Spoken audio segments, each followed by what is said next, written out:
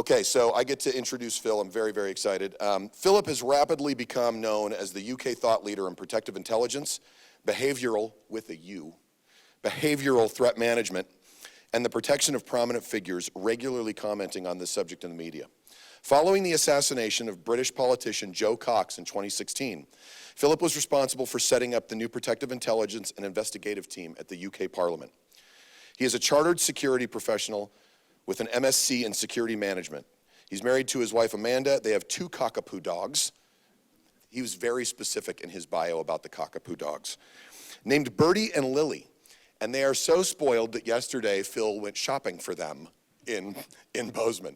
Please help us welcome from all the way across the pond, Phil Grindell.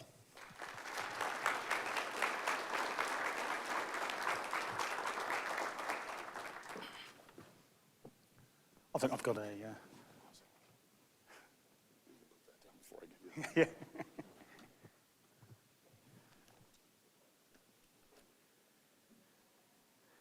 Cheers. Good morning, everyone. I spelt it behavioural because that's how we've spelt it for about God knows how many years. So you'll forgive me on my presentation if there's a few spelling mistakes or dates are the wrong way around or other colloquial differences. Thank you. So firstly, a huge thank you for inviting me here today. The actual conversation between Brian and I started off, and I'll apologise if I upset anyone, about the TV show Yellowstone. And we had a conversation around cowboy hats and cowboy boots and what make his cowboy boots were and all that sort of stuff. Because, of course, in the UK, we have this perception that that's what everyone is around here. So when I arrived on the early hours Monday, Tuesday morning, I was expecting yesterday when I walked out into Boseman to see some sort of scene from Yellowstone. And clearly didn't. In fact, I only saw one person with a cowboy hat on, which was hugely exciting for me, less so for everyone else. But it is truly a pleasure to be here today. I'm very, very conscious of the wealth of expertise and experience here, which may explain why, as I was resting for a moment in Seattle on my transatlantic journey, this magazine jumped out at me, talking all about imposter syndrome, which is a bit of an issue because, of course, in the UK, we don't really have threat assessment. And so when I talk about threat assessment in the UK, people think I'm talking nonsense. But let me just give you a background briefly on me, on kind of where I got to and how I got to be the fall guy for the politicians. So my background is I spent 30 years in the Metropolitan Police as a detective in Scotland Yard. I retired as a detective inspector, which I think is like a lieutenant. I worked in domestic violence, or I ran domestic violence teams, child abuse teams, homicide, organised crime, and counter-terrorism teams. And in 2005, when we came under attack in London, the bombing campaign, for the first time ever, MI5 and MI6 created a joint team, which is kind of like the CIA and the FBI creating a joint team. They may have that, I don't know, but we hadn't had that previously. And I was the detective posted into that team to teach them how to operate on the streets of London, because the enemy was suddenly very different to what they were used to dealing with. They were no longer taking on Chinese or Russian diplomats, etc. They were taking on previous organised criminals that have reverted, in their words, to Islam, etc. So my job was to teach them how to operate in the, I use the correct phrase, shitholes of England, where some of these people were living, and recruit agents to be deployed in the UK and overseas, and we did that. And we did it with the help of the FBI in the UK. And then in 2016, this happened. Now, we had politicians murdered before in the UK. Prior to the year 2000, all of the attacks on politicians were organised terrorists, so predominantly IRA and IRA INLA, Republican terrorist groups. Since 2000, every attack we've had has been a lone actor or a lone wolf, whatever your particular vernacular is around that. So the situation was that 2016, we had begun the debate in the UK around Brexit. And it became hugely, hugely toxic. So it no longer mattered whether you were a Conservative or a Labour, so whether that's a Republican or Democrat, it was whether you were in or out.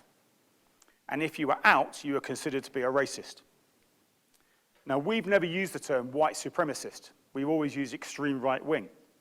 But all of a sudden, we were getting white supremacist groups coming up to the forefront, talking about how those people that wanted to stay in Europe were allowing unfettered immigration and all this sort of stuff. And so the debate became very toxic. Jo Cox was a fairly new politician. I'd never heard of her. And she was a politician for a very small, very multiracial constituency in the north of England. So the way that we operate is in the UK, so that's England, Scotland, Wales, and Northern Ireland. We have 650 constituencies, so pieces, if you like. And we have a politician for each one of those pieces. And she was the politician for that piece. She was very pro-European, very pro-immigration, but not at all volatile, not at all saying anything particularly interesting or particularly sensitive. And she was on her way one day to a meeting, we call them constituency surgery, so a meeting with her local people, when this man attacked her. And he stabbed her several times without saying anything to her. Some of her aides came to her assistance and did an elderly man. They were both quite severely injured.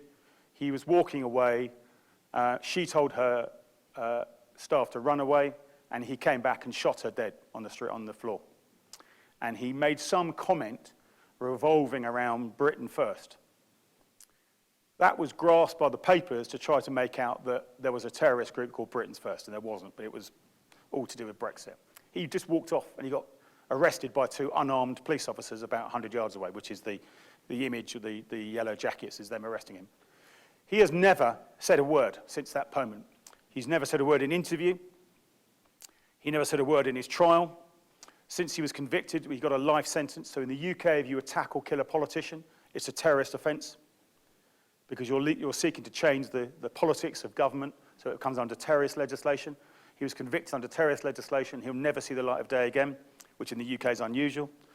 He has never left his cell. He has sued the prison service and the Home Office, which is our government department that deals with it, because they kept delivering his fan mail, because these weirdos write fan mail to people in prison.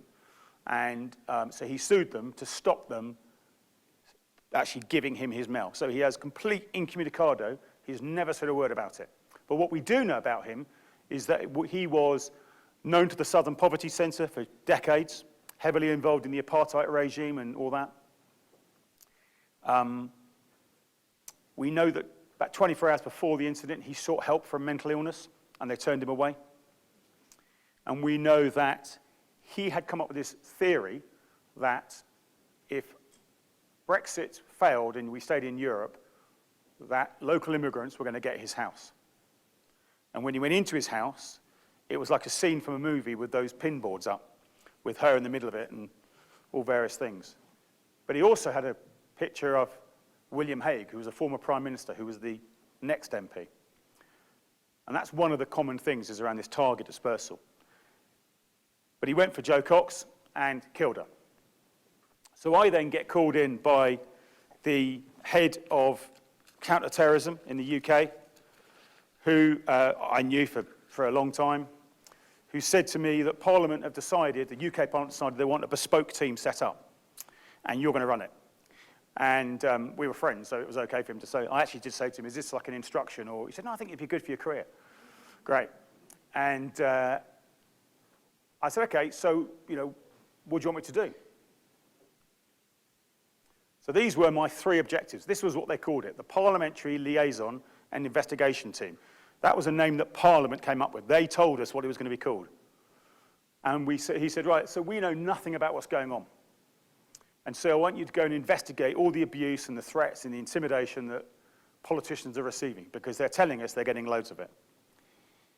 I want you to tell me what's going on around the country, so create an intelligence picture. Some local police forces didn't even know who their local politicians were. There was no single line of intelligence coming in. There was no knowledge around trends around the UK, what was happening. Oh, and thirdly, he said, I need you to stop the next attack. So you'll know from my background, I had no threat assessment experience per se. One of my other roles was I was what's called a counter-terrorism security coordinator. So when you see the recent funeral of the Queen, when you see the coronation, that is all run by someone like me. So my job then was, whenever there was a royal event, there was a high-profile military event, whenever there was secret government events, we had, interestingly, a Ukrainian one about 7 or 8 years ago where the US and the UK held secret meetings with them. Someone like me would be called in to stop that event being attacked. And in the event of it being attacked, to deal with it. Because those of you who are from a protection background will know that if it gets attacked, the protection teams take the principals out, and I'm left running the actual event. So I'd had some threat involvement. But no one mentioned anything about threat assessment. Wasn't even in our vocabulary. So at that time, I was doing a master's degree. I'd left school at 16, joined the British Army. I have no qualifications. I was useless at school because I was bored, hence the reason I joined the Army, like all the other guys who were in my unit were joining at the same time. We'd all rejected discipline and then for some reason gone into one of the strictest units in the Army. But that's a whole different story. But I realised I was about to leave the police. I had loads of experience but no qualifications, so I took a master's degree. And I changed my dissertation to do looking at how are politicians attacked. And in that, I came upon much of the research that you will be more than aware of, but particularly Robert Fine's research. And I got invited to Harvard to speak in Harvard, which was terrifying, frankly. And I knew that Robert lived around there, and I invited him to that event, and I said to him, can you tell me what I need to know? Because I've got to stop the next attack, and I don't know where to start.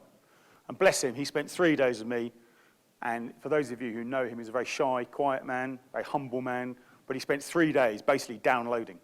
And then he introduced me to people like Bill Zimmerman and Mario and Reed and others that have all been hugely accommodating and kind of schooled me in what you guys do every day. And so we started changing things within our team. And one of the things was the politicians would say to us, yeah, but we've been getting abuse and threats for decades. No one was ever interested before. And so they never reported anything.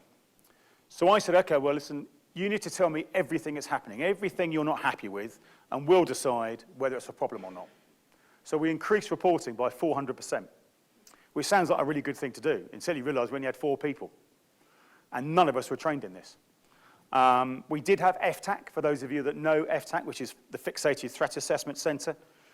But they have a very tight remit, and of all the thousands of referrals I made to them, they probably accepted about 8%. Because if they weren't mad in their books, they weren't interested. And a lot of ours weren't, they were just angry. So we were left to deal with these on their own. So like any good detective, I said, okay, well, I'm going to research all the previous attacks, there were only 3, and find out what the trends are there any methodologies that I can identify? And also, can I identify whether any of these behaviors that I'm now being told about are relevant? So the first 3, Ashman, Chowdhury, and Mayer, are the ones that happened up until that point since 2000. So we got lucky. We had 3 in 16 years. We had loads of others who were saying, I probably got 100 a day saying, I've had a death threat. And at that stage, we said, really, Christ, okay, we'll take that seriously, and we'll worry about that, and we'll think about that. And actually, it was somebody on Twitter saying something nasty. But initially, we were kind of really sort of focusing on that. But when we looked at the research, what we identified was, with the exception of the first one, Ashman, who was a local constituent to a member of parliament, who, it was the last recession, his world fell apart, he was kicked out of his house, repossessed, lost his job, lost everything, slowly lost his mental health, and considered there was a conspiracy against him. And his local MP was helping him deal with all these issues, writing to the various utility companies, etc. And then one day, he went to have lunch at his dad's. He was due to meet the MP, the politician, went to have lunch with his dad. His dad was a former prisoner of war in the Japanese prison camps and had a samurai sword he'd brought back. So while his dad was out the room, he took the samurai sword, hid it, and went off to see the MP. And the politician came in to see him, as he always does. He pulled out his samurai sword, because he'd now decided the politician was part of this conspiracy, and went to kill him. He grabbed hold of the sword, and his hands are pretty wrecked, but a colleague came in, hit the assailant, who then turned the sword on him and killed him. He went to trial for murder and was actually found to be unfit to stand trial through mental health. So that's quite unusual, the plea of insanity in the UK. It's a very high benchmark. I worked on a murder squad or a homicide squad for 10 years in South London, the kind of most dangerous part of South London. I don't think I ever had a person who was allowed to use that defense. A lot of them tried, but he was the only one that did. And he actually served 7 years and then was released to live a mile away from the politician. So that is a standalone case, because that is quite different to the others we've had subsequently. Because then we started getting the attacks that were politically driven, and they were either Islamic extremists or extreme right wing. That's it, those two groups. But despite that, they followed the same behaviors, and you will be more than familiar with some of those. And so we can see that Chowdhury, who was a female, who was a second generation Bangladeshi, very, very poor family. She was studying at a very good university in London, was predicted to come out with the first, but she started listening to recordings, ISIS recordings on the internet when her parents thought she was doing her homework. And as you may be aware, Al-Qaeda policy tended to be all attack planning had to come through Al-Qaeda, which is why they were often disrupted, because it was, wasn't hugely secure in a cave in Afghanistan. But ISIS changed that. ISIS said, no, you don't have to get permission from us. Go and do your own things. You can actually just use a car, use a knife. You don't have to have a big attack plan. That's part of the reason we've seen so many more attacks in the UK and other places, because of this change in policy from the different groups. But she listened to one of these recordings that talked about women have a role to play. And she took that as a message to say, I should do something, I should attack. So she reviewed all the MPs, the politicians that had actually voted to bomb Syria some years earlier, including Jewish MPs. But she again chose her local MP to attack.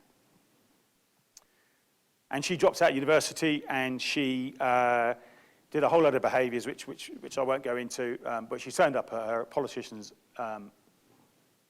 office, armed with a knife, secreted. And interestingly, he'd never met her before. She claims she knew him. When he introduced himself, she reached out with her left hand to shake his hand. And he then grabbed her hand and shook it, and of course she then stabbed him a number of times with a knife that was strapped to her hand.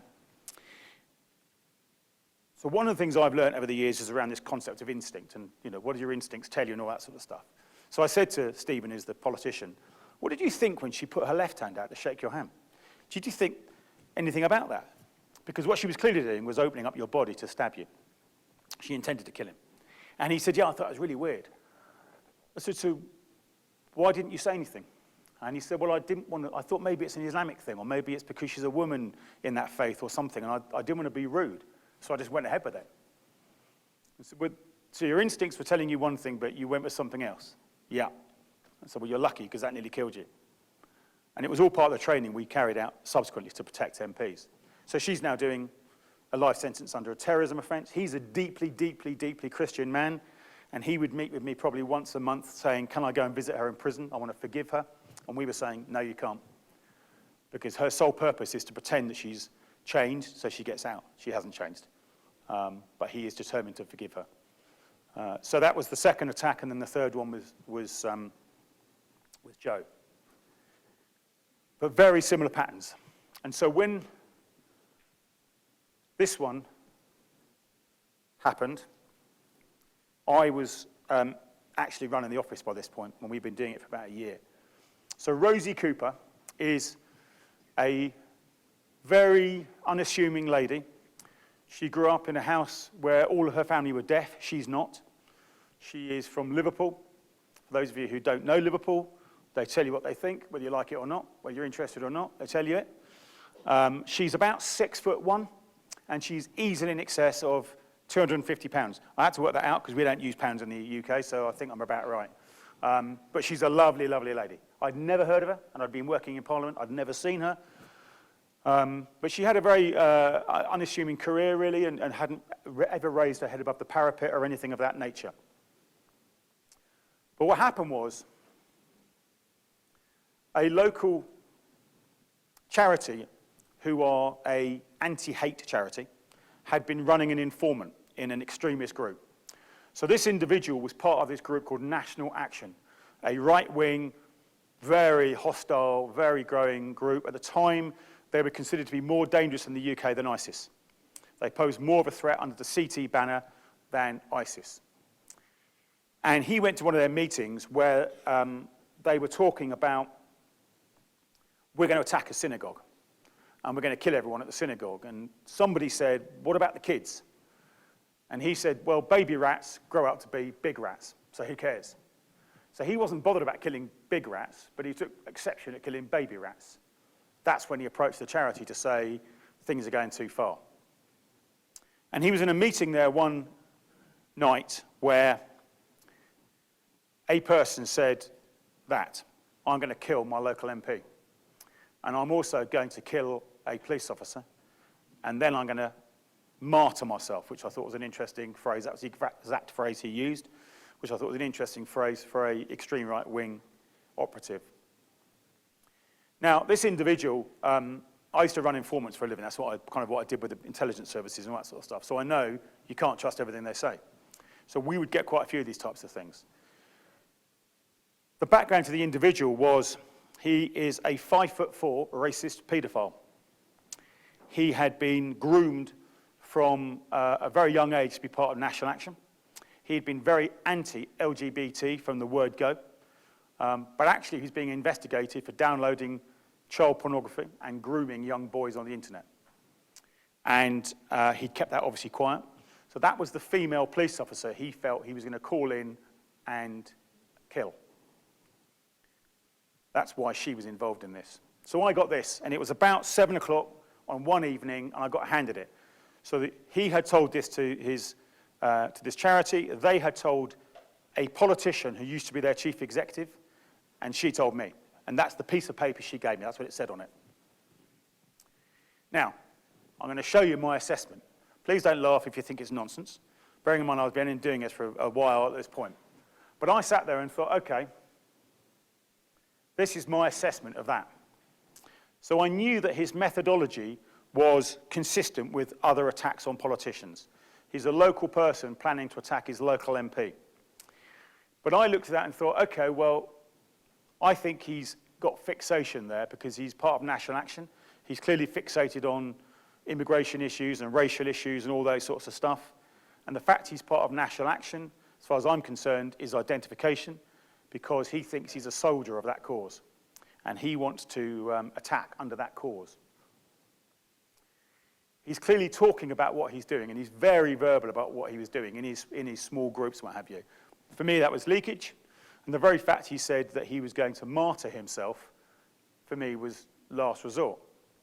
Now, that may not be the correct assessment that you might have made, but that was my assessment at the time.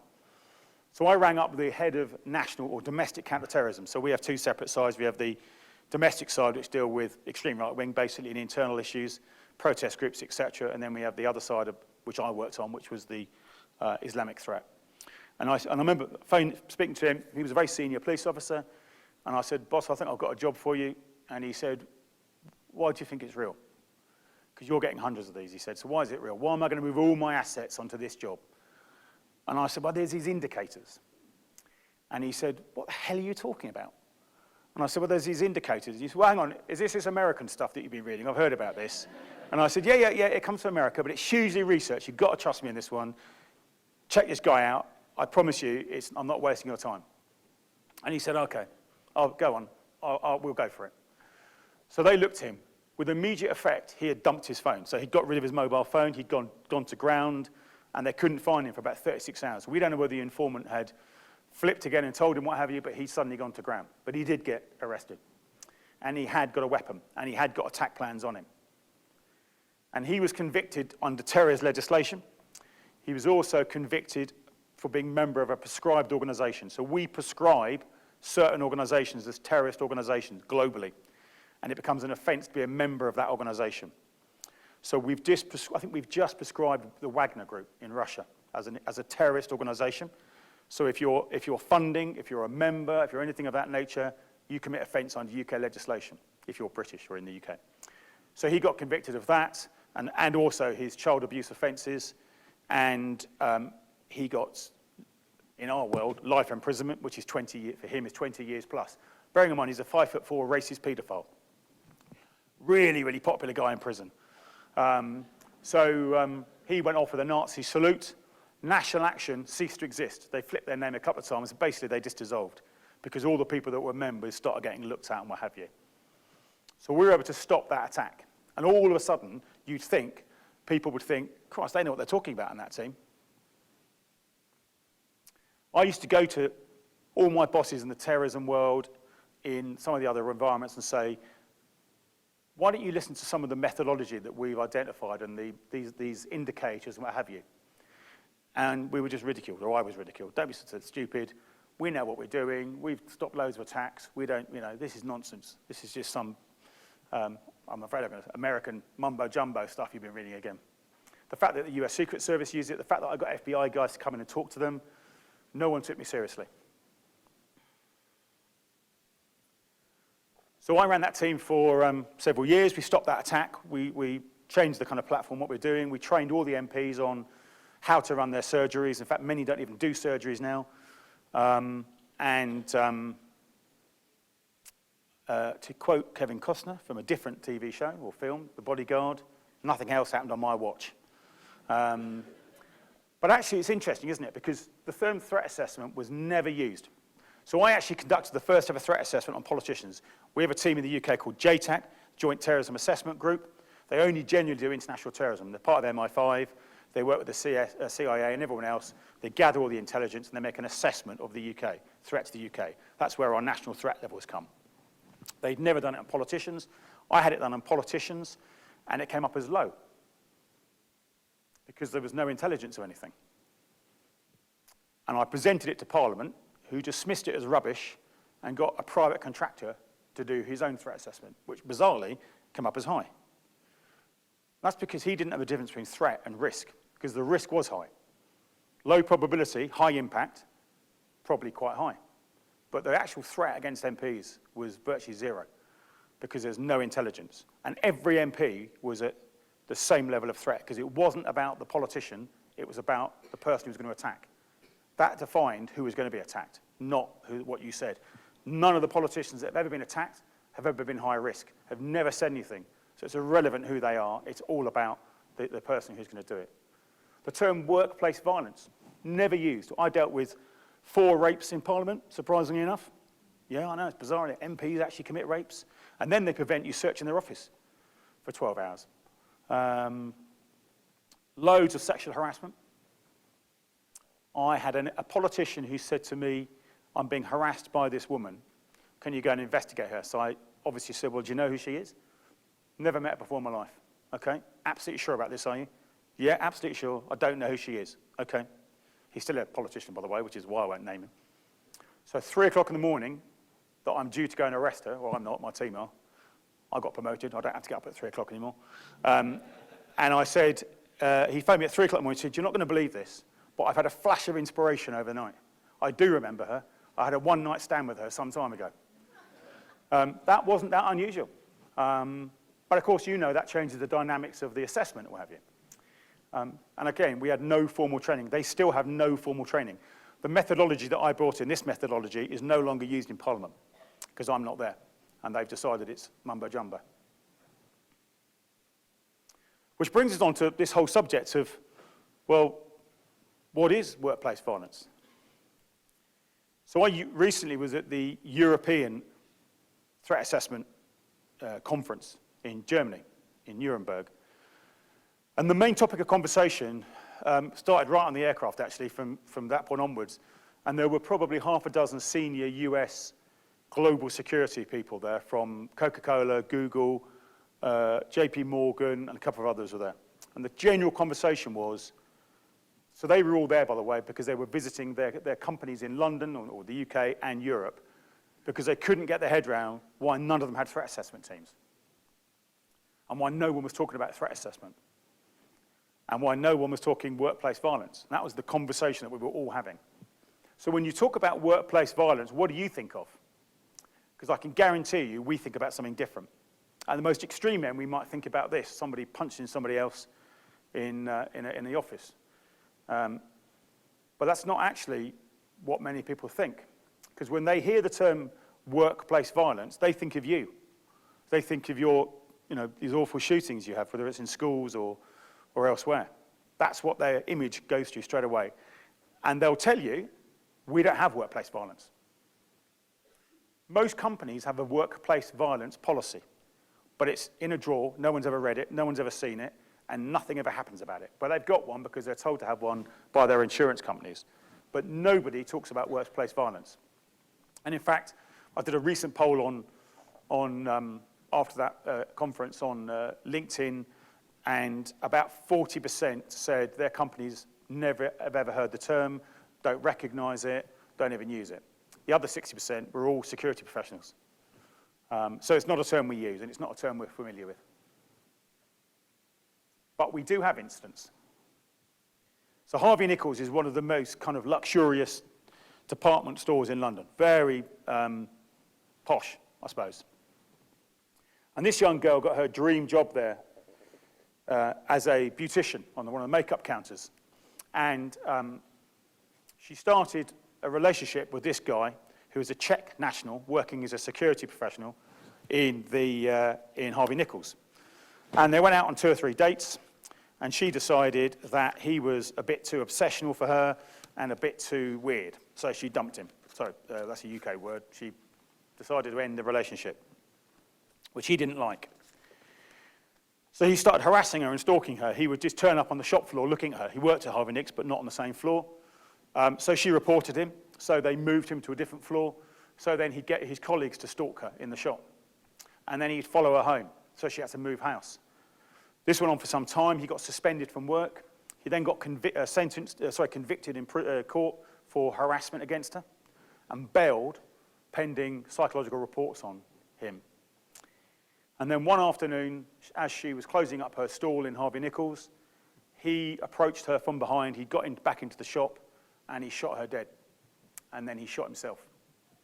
So we do get these incidents. We've had 2 or 3 incidents, I suppose, in my lifetime of what you would call a mass shooting in the UK.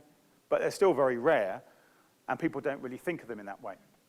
But what's happening now, as you'll see this slide here, is that these are daily headlines in the business papers and on the news in the UK. And some of those brands you'll recognize, some you perhaps won't recognize. But every day now there are stories about incidents at work, harassment, bullying, violence, all this sort of stuff. Politicians having to resign because they've been accused of bullying.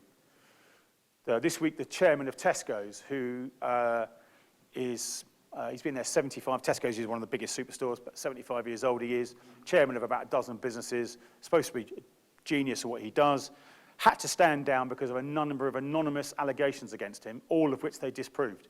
But they still stood him down because of the reputational damage to Tesco's, because it was always on the news, so he stood down. But none of these refer to workplace violence. Nobody talks about it. No one refers to it. It's just reputational stuff, this. These are what the terms we do use are. And they'll be familiar to all of you. But one of the challenges we have is that we don't have a single term that really, or a single phrase that really encapsulates this. When you go and try and talk to businesses, there's no kind of real way you discuss it openly with them because there's no approach you can talk about in terms of, you can't use the phrase workplace violence. So what do you do to attract their attention? What do you do to talk about it? Companies in the UK do not have threat assessment teams. Even your biggest US brands do not have threat assessment teams. I went to see one of your major US brands in London on the back of the conference in Germany. They now think they've got over 500 cases they previously ignored because we've suddenly said to them, you do know what workplace violence actually means, don't you? It's these various categories and all these things. And they're like, Josh, we think we've got a problem. So they're now trying to set up a threat assessment team in the UK. The US representative who I met in Germany flew over to the UK to say, you need to set up a team. But they're starting from ground zero, so it's a real problem.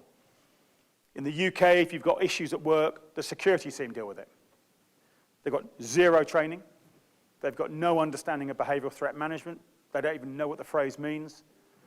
Sometimes they'll work with the HR, but sometimes the HR won't share anything with them. The HR aren't trained in it, they're not versed in it. No one's looking at behaviors. They're all looking at reputational issues and how do we stop the company getting a bad name. We're still sacking people by text message during Brexit, for instance. We're still doing the walk of shame with your cardboard box as you get let out the office, all those sorts of things. My own wife left her last job because she was being horrendously bullied at work, which they put down to cultural issues because their boss was from Eastern Europe. My niece, I got a job with a politician I used to know as a parliamentary assistant. She's got master's degrees in all sorts of things. She got a job with this politician. Within 6 months, she was being bullied so bad, I had to actually go and speak to the MP and say, really? You think this is okay? Are you talking like this? She texted it, phoned her, it's all evidence there. It's a widespread problem, but no one talks about it. And these are the terms that we use. So here's some stats for you which kind of resonate. Now, just as a caveat, what I would say to you is this. I spoke to, I have a podcast, which is basically a podcast trying to get experts like you to talk to me so that I can educate the UK market about what's actually going on. And I've had, Reed and Stephen White and lots of people on there who are very esteemed people. My last one was Ted Calhoun. You know your friends when he says, call me Ted, because otherwise it's Frederick. But he came on. So for those of you who don't know, he's just published some new research called Imagining the Unimaginable. Him and Mr. Weston as well. And it's all about this issue, which is exactly what this is. It's all about this issue about, you've got the best threat assessment teams in the world, probably in this room. But unless someone's telling you there's a problem, it's irrelevant. So how do you get people to tell you there's a problem? So his research is all about that, and he's identified all these behaviors which he says you share with your workforce, whether it's the bus driver that buses the kids to school, whether it's the gardener, whether it's whatever else. And he has his all threats, all reporting system, where you're trying to encourage everyone to tell you everything that's going on, and then you as the professionals make that assessment. But you'll see here that, so we have in the UK, statistically, and this is taken from lots of different platforms of research, nearly 30% have had some experience of workplace violence or harassment. That's 9.1 million of the workforce. Doesn't sound much to you, but that's quite big in the UK. There's only about 60 million of us. But interestingly, look, 2/3 of women say they've been sexually harassed at work and probably left work rather than actually anything happening about it. 67% of people say, I don't report anything, which is consistent with what Ted was telling me about his research. Why don't they tell anything? Well, because 91% say there's no point. No one does anything about it. No one takes me seriously. Ted says to me that the people in the US, his research is, they don't report anything because they don't know who to report it to. They don't believe anything will happen. And they're concerned about the repercussions of what happens to me once this gets out. And that's pretty much the same as us. We may not have the same levels of extreme violence, etc., but we have the same issues about why people aren't reporting. So I did some research. We have this. I use Oxford University because they have a team there where they take some of the geniuses at this place who are students, and they create an entrepreneurial scheme. So what they're trying to do is they're trying to say to these guys that are doing PhDs and all sorts of stuff, you may go down the route of academia, but you might be interested in business. So we're going to create a scheme where you can get a snapshot into that world, and people like me can use them free of charge to do our research, which is brilliant because I'm not an academic. And I said to them this thing, I said, I have a theory that workplace violence and insider threats, and I do combine the two, because I think if you're disgruntled at work, you become a threat inside an employment place. I have a theory that that's escalating with the economy declining.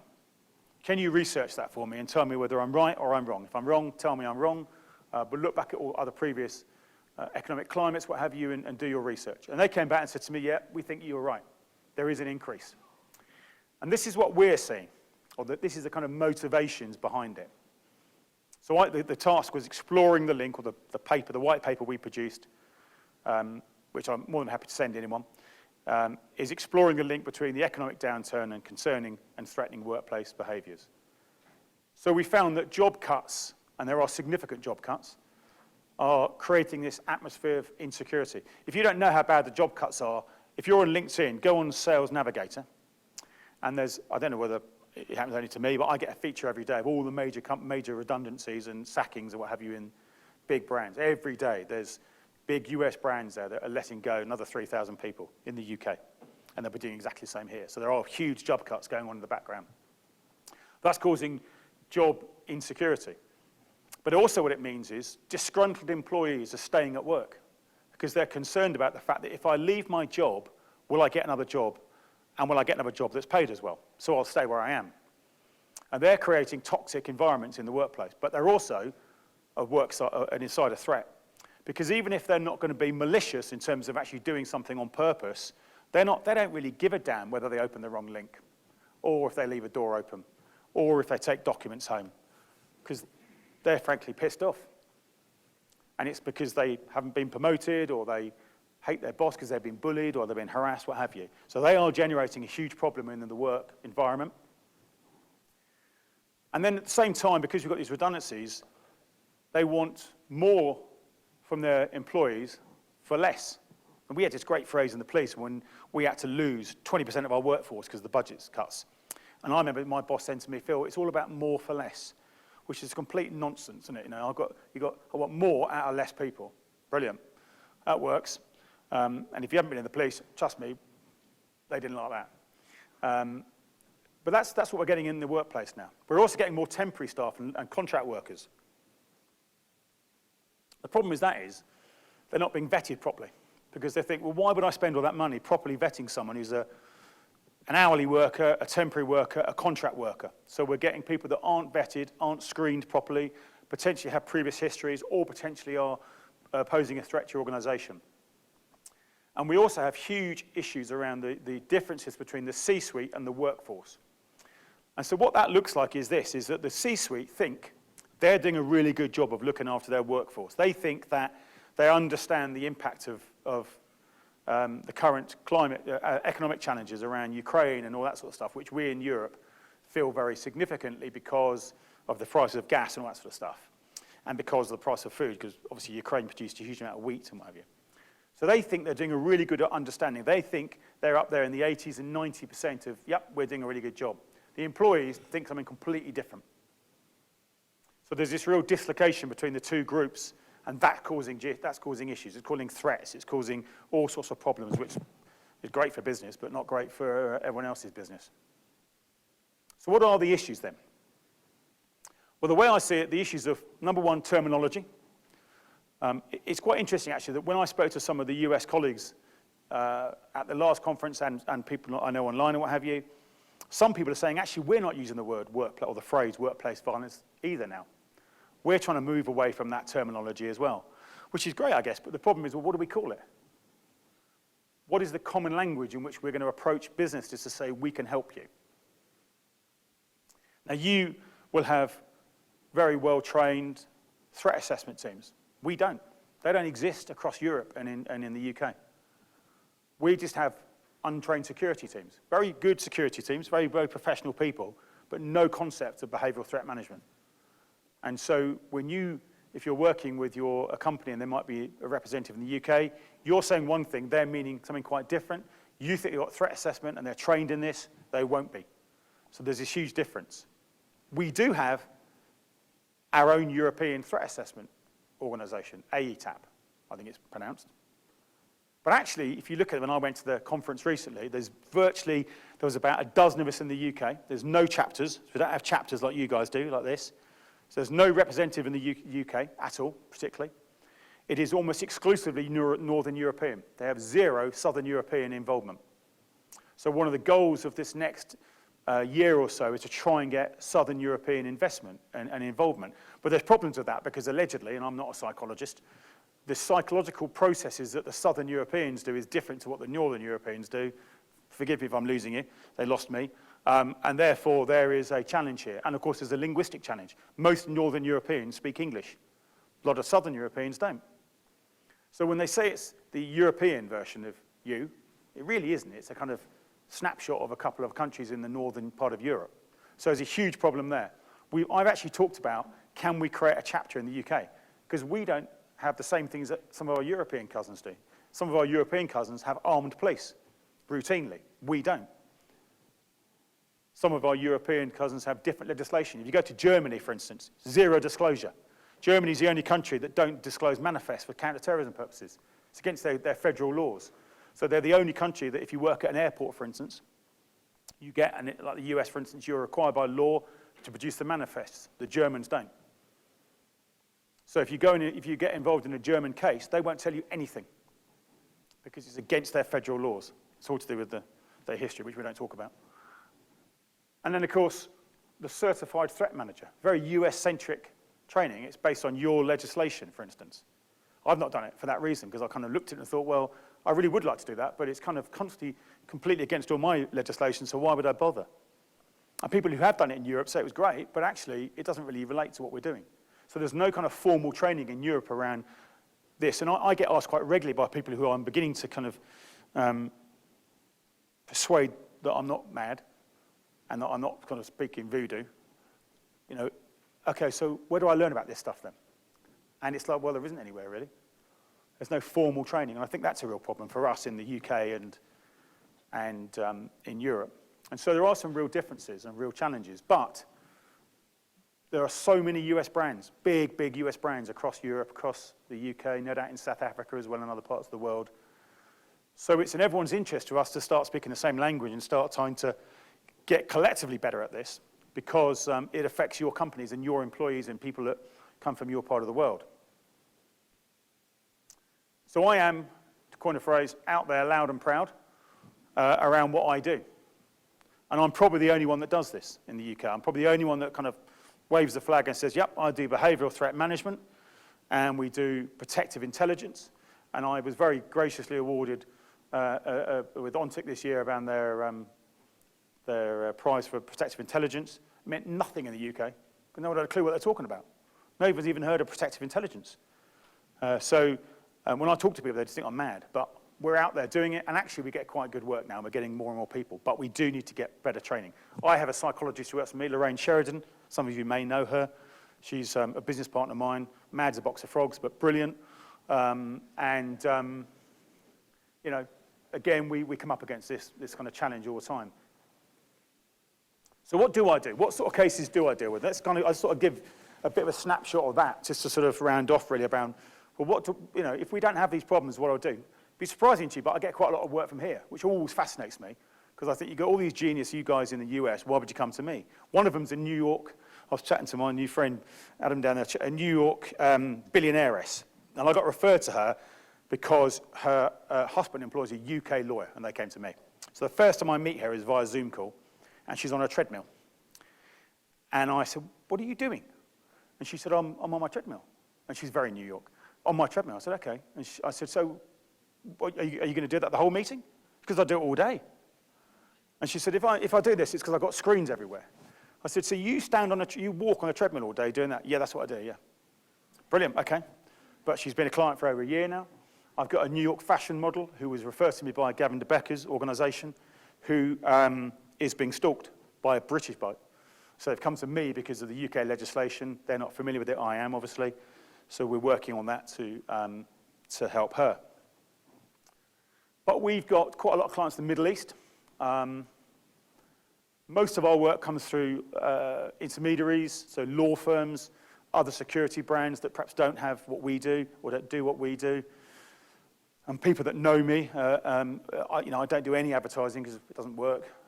But so Middle Eastern clients, what one is today, this investment extortion one, where we're doing an investigation based on intelligence. So all my intelligence is done by people I work with in British intelligence. So all my intelligence agents that work for us are either ex-British intelligence or ex-counter-terrorism policing. So we are fairly confident if we can't fight it, no one can. And I've also worked used Brian's team here a couple of times recently for some other bits and pieces, but we're pretty confident that we've got a very good service, multilingual, etc. So we're looking at these Indian people who are extorting a billionaire investor.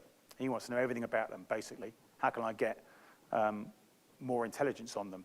Hedge fund investor, again, very much more about protective intelligence. Tell me everything I know about these people who are investing in my company because I'm concerned about reputation issues and cancel culture and all that.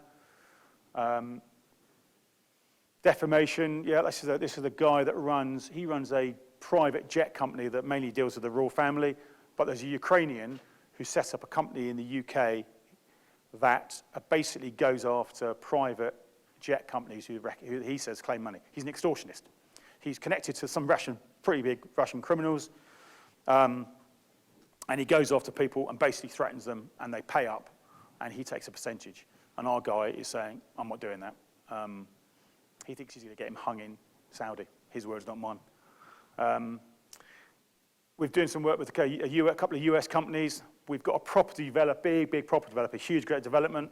As always in these things in the UK, I'm guessing it's the same in the US. Lots of people campaigning about the fact we don't want you building here, but two of them have come out and become violent and have gone across that line. So we do profiling on them with Lorraine, and we do a lot of background work, and then we advise them about, okay, how do you stay secure? How do we deal with them? And I engage with the UK police. And it's always quite amusing because I send them my documents and they, again, think I'm talking nonsense. And an indication of how different that is we had a client a couple of years ago who was touring the US. And this is the difference in how you get a kind of different response. And he had a stalker. So every time he left his venue, there was this woman waving at him in the rain as his car drove past. Like a TV thing, literally. Traveled all around the US with him.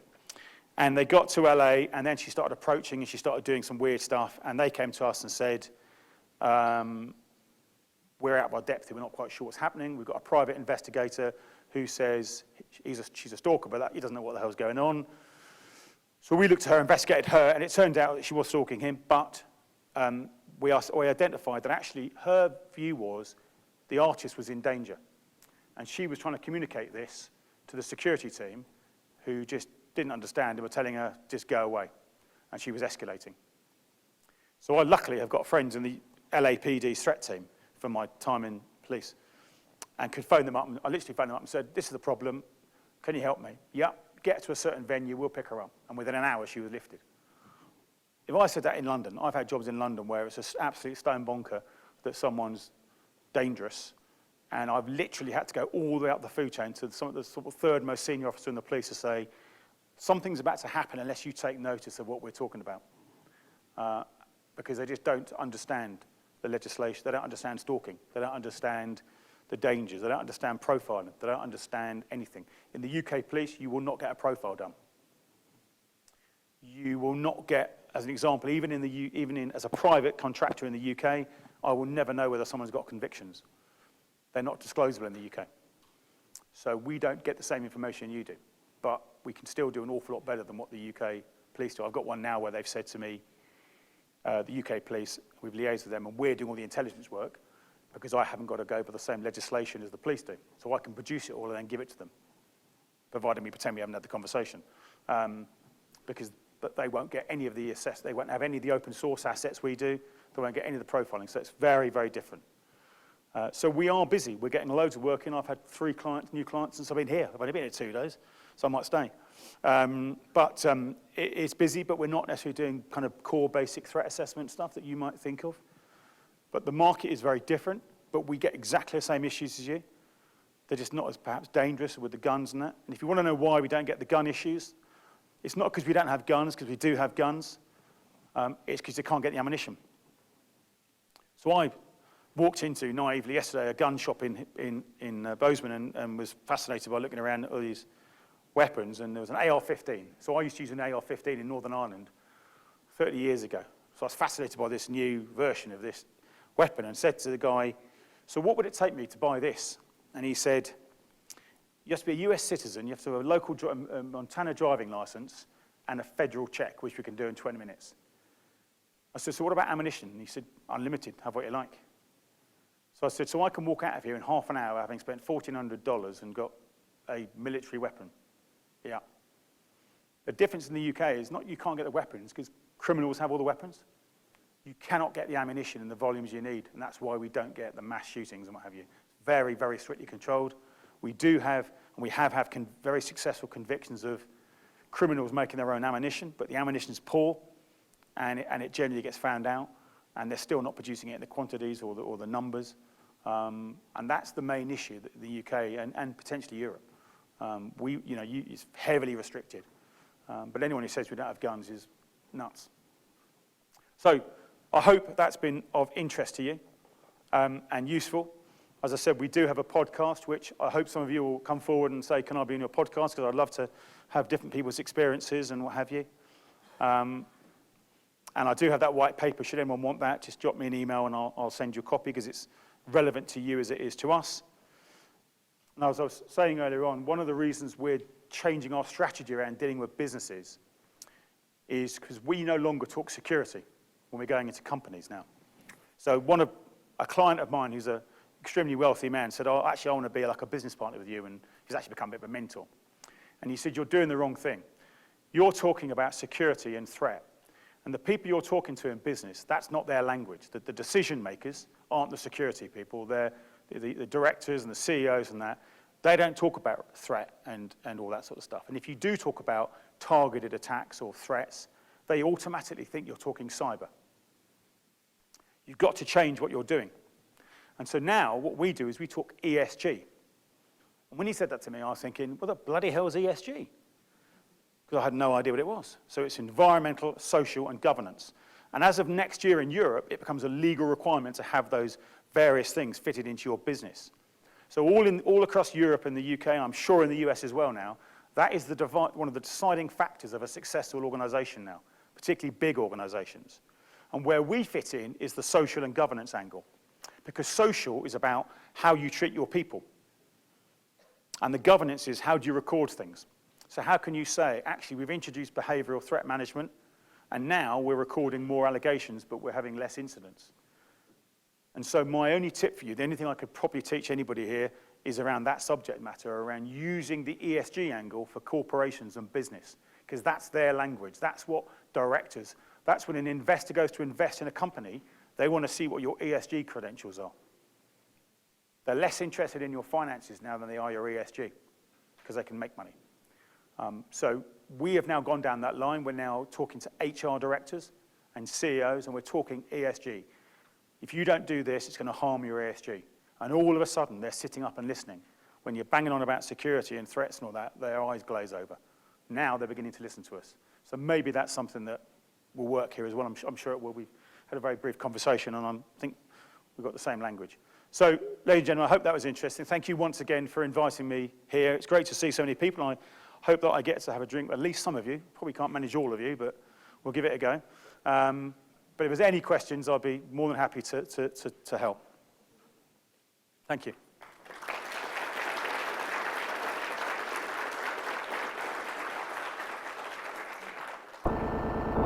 Please, somebody ask a question. I've traveled thousands of miles.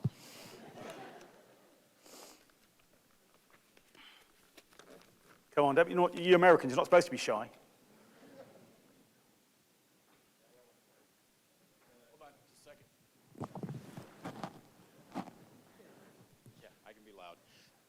The graph that you were showing with the C-suite's disconnection from reality, was that just data from the UK or was that worldwide? So that's predominantly UK. Okay. But if we look at some of the other data, it's more global, and I would suggest to you it's almost certainly similar issues here. I would guess that your C-suites and business chiefs think they're doing great jobs, but there is this disconnect between what's happening with the workforce and their experience. So although that is UK research, I don't suppose it's much different here. I'm curious, you mentioned that a lot of people automatically think cyber, and there isn't that terminology, and you also talked about insider threat. I think on the HR side, we view all of those as equally problematic, right? Like, because by the time it gets to someone in this room that's on the security side, HR's out of it, but at the beginning, we're just as concerned about someone who's going to do cyber or insider threat or physical harm. So what are your thoughts about kind of the commonalities around that in your work? Well, I think if you do the research, you'll see that most businesses are very concerned about cyber. That's where all their verbal concerns are. If you Google targeted threats, you get cyber stuff all over the place. I think they're talking about cyber far more than they are talking about the issues that we've been talking about today, because I think they connect the financial implications greater than they do some of the other issues. But I think when you then start talking about the ESG side of things, all of a sudden it becomes a bit more relevant to them. And when you start talking about, as I do now, the Tesco boss and all these various public articles that are being talked about and the reputational harm of organisations, I think that makes a difference. Listen, I came out of the police. I was 5 years in the British Army, then 30 years in the police. Not a day's commercial experience in my life, so I've had to learn everything. And reputational, I just think if I go to people and talk about security, and they're just, their eyes blend over. They're just, I'll go and talk to our security guy or what have you. When you start talking about reputational issue and the financial cost of that, and ESG and all those sorts of topics, suddenly they start listening to you because you're talking the language of the business leaders. And when you then start talking about the cost of you not doing these things properly around your staff and the harassment, and your best staff will leave. The ones you're going to be left with are the crap staff who can't get a job anywhere else. Your best staff will go on and get careers elsewhere if you don't treat them properly. And actually what we do, I think, is enable people to get early indication of those issues. We're not trying to stop, or I think, we're not trying to stop the attack. We're trying to stop it well down the line and say, there's some odd behaviour going on here. How can we address that? So I think we need to learn, all of us need to learn kind of business language and business speak, because that's the only way we're going to persuade them that we're talking the same language.